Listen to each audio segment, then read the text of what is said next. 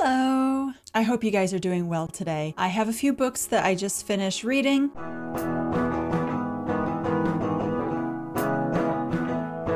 The first book that I want to talk about was one that I just came around recently, just randomly suggested to me by Goodreads, called The Floating World. This book takes on the perspective of three different characters, but mainly two, the two that you see on the cover here. One is named Ren, and the other one is Sunho, or Sunho. Their story is that there is this floating world, which you see in the picture in the background. Ren is pretty much like a circus performer or an acrobatic performer on the streets. She's been growing up there with her family. She really enjoys her time with them. And Sunho, he does a bunch of different jobs. He's from what is called the underworld. And so we learn about both of them and what they like to do. Sunho doesn't really have any memories. Past the past 2 years, he has just like one memory. So these two characters, they come in contact. There's this character that is said to be like a demon. It's like an interesting creature that attacks people. One of them attacks a family member of Ren, and so she wants to find a way to have an antidote to help out. So while on her adventure, she comes across Sunho and they become friends, and they realize a lot more about who they are and their background.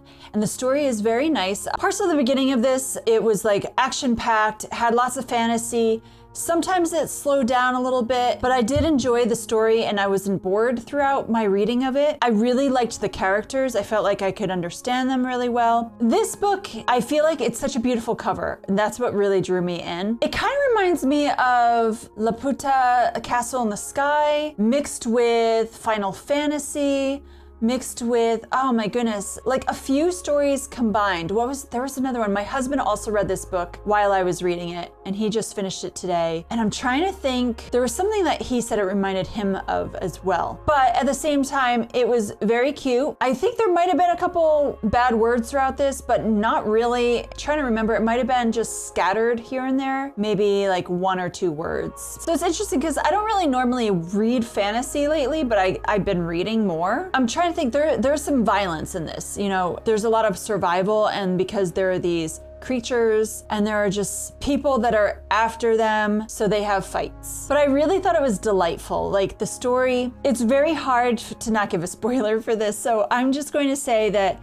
I recommend this to anyone who likes stories that have adventure and have maybe kind of like an anime feel to it, where, you know, people are trying to figure out something. You know what this also reminds me a little bit of? Alita. Speaking of anime, not sure, it like barely, it reminds me of it, but it does remind me of it. There is another book coming out, so this just came out, and I really thought it was great that I was able to get this right away from the library, but the sequel comes out in October, so I will read the sequel, and I hope it's really good. Next is The Fairies of Nutfolk Wood. This one, I actually found this on Pinterest when I was doing a search for like cute fairy middle grade books. I have been disappointed by books that say they have fairies in them, they don't.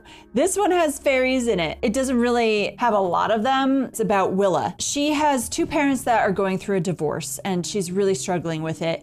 And her mom takes her and moves to this place where there's like a mobile home that they start to live in, but they have loads of land and there's the woods all there. And so she starts exploring a little bit, and she thinks she sees some fairies, but she's not sure what it is that she saw. It looked like a doll of some sort. And her mom's trying to find a job. She writes letters to her dad because he really likes doing that. And her mom meets this older woman that wants to care for her daughter during the summer when she's not able to. And they become really good friends. And this woman, she lives in the woods, very old fashioned. She has like a pump for her water. She has no electricity. She has an outhouse. And she starts telling fairy tales and fairy stories about the area to Willa. So it's really cute. I really enjoyed it. It was a quick read. It's like large font, plus when the fairy stories are being told, it's like condensed on the page. So you could read this pretty quickly. For content, there were 2 instances where they were trying to spell out the word hell, but they weren't even used inappropriately, at least not one time,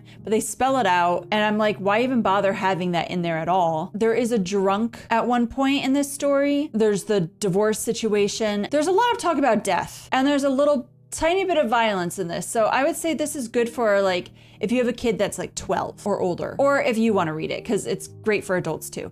There is a sequel book. I don't know if I'll get to it because it seems like that sequel book, it's like the main character is an adult and it's like a whole new set of people. So I'm not sure if I'll want to read the sequel, but this was very cute. The Shadow Key. So this was also a recommended book. I wasn't really understanding what I would expect in this. I just knew it was a Welsh story on historical fiction. Okay, it's set in the 1700s, late 1700s, like 1783, I believe. I will say I have read Dracula, okay? And this story kind of reminds me, like the start of it, in a way it reminds me of Dracula without vampires. We have a doctor who moves to a Welsh village and he doesn't know the language too well. He meets a woman that is kind of looked down upon in the village. She kind of speaks her mind and she's not married. But they form a bond and they start to realize that there's some sort of mystery going on. Now the main character, his name is Henry. They don't want this doctor from London to come into their Welsh town. So they start to threaten him a lot. But there is this whole mystery around the town. He's trying to solve these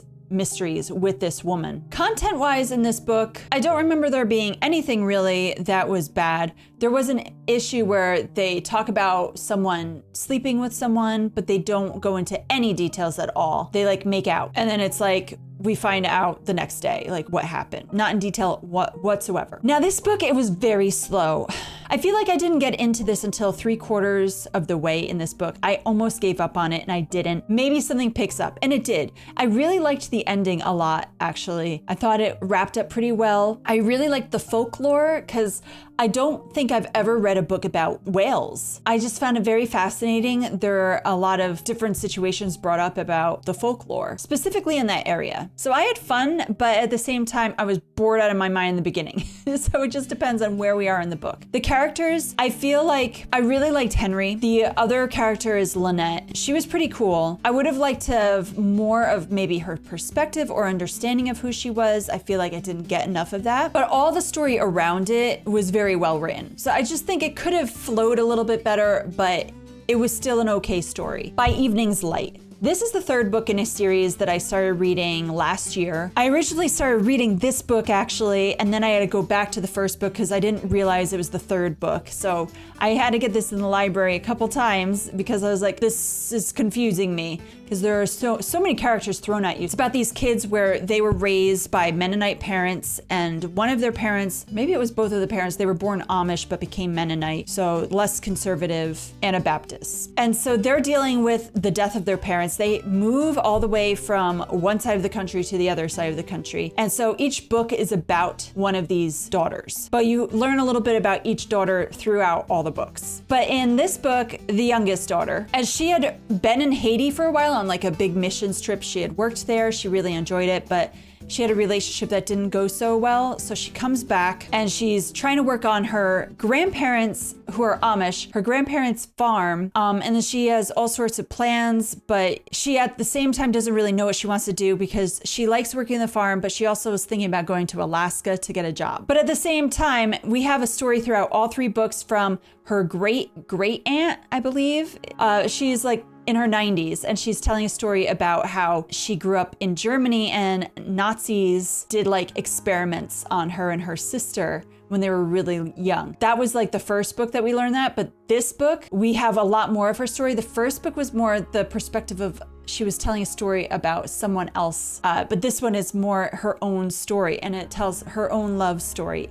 And so that was kind of cute. So it was fascinating, it was cute. This one, it's not a romance story really. It's more of a trying to find yourself story. There's not really much at all talked about faith in this book. There is a little bit. I mean, it's an Amish Mennonite story, so you're gonna get that. I'm glad I finally read the last book of this series and that is closed off. I think I've said like, it's so cute. Like throughout this now, everything I read is cute except for The Shadow Key. I didn't like this book as much as the first book. I feel like this book was maybe better than the second book, and the first book was the best. Hey, remember my spring reading list? I'm almost done with it. Finally got to this book, Those Kids from Fawn Creek. Now, if you remember me telling you a little bit about what I thought this book was about, it was about a new kid comes to town, one had just moved out. So that does happen, and we learn that this girl's name is Orchid. And what I really loved about this book is Orchid sees people for not what other people perceive them to be, but where she's trying to find out who they are, and she wants to be kind to everyone. And that is how I was in school. Like, I wanted to be friends with everyone.